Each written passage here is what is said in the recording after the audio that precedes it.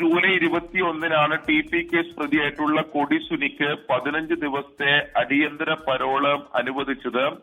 അത് വീട്ടിലുണ്ടായിരുന്ന അമ്മക്ക് അസുഖം ഉണ്ട് എന്നുൾപ്പെടെയുള്ള കാര്യങ്ങൾ അറിയിച്ചതിനെ തുടർന്ന് അതിന്റെ അടിസ്ഥാനത്തിലാണ് ഈ പരോൾ അനുവദിച്ചതെന്നാണ് നമ്മൾ മനസ്സിലാക്കുന്നത്.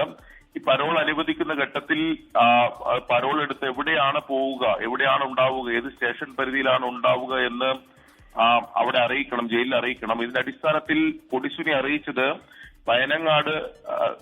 വയനാട് മീനങ്ങാടിയിലാണ് ഉണ്ടാവുക എന്നതാണ് കൊടിസുനി അറിയിച്ചത്.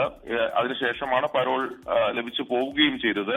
പക്ഷെ എന്നാൽ ഇയാൾ മീനങ്ങാടിയിൽ ഉണ്ടായില്ല, കൊടിസുനി മീനങ്ങാടിയിൽ ഉണ്ടായില്ല എന്നതാണ് മീനങ്ങാടി CIയുടെ റിപ്പോർട്ടിൽ പറയുന്നത്. ഇതിന്റെ അടിസ്ഥാനത്തിലാണ് കൊടിസുനിയുടെ പരോൾ റദ്ദ് ചെയ്തിപ്പോൾ തിരിച്ച് കണ്ണൂർ സെൻട്രൽ ജയിലിൽ എത്തിച്ചിട്ടുള്ളത്.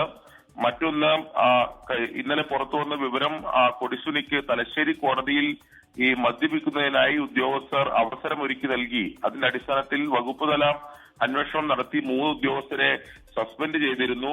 കണ്ണൂർ പോലീസ് ഹെഡ്ക്വാർട്ടേഴ്സിലെ 3 സിവിൽ പോലീസ് ഓഫീസേഴ്സിനെയാണ് ഇതിന്റെ അടിസ്ഥാനത്തിൽ സസ്പെൻഡ് ചെയ്തത്. ഇത് നേരത്തെ തന്നെ ഈ വിവരം പോലീസിനെ സംബന്ധിച്ചിടത്തോളം ഉണ്ട്.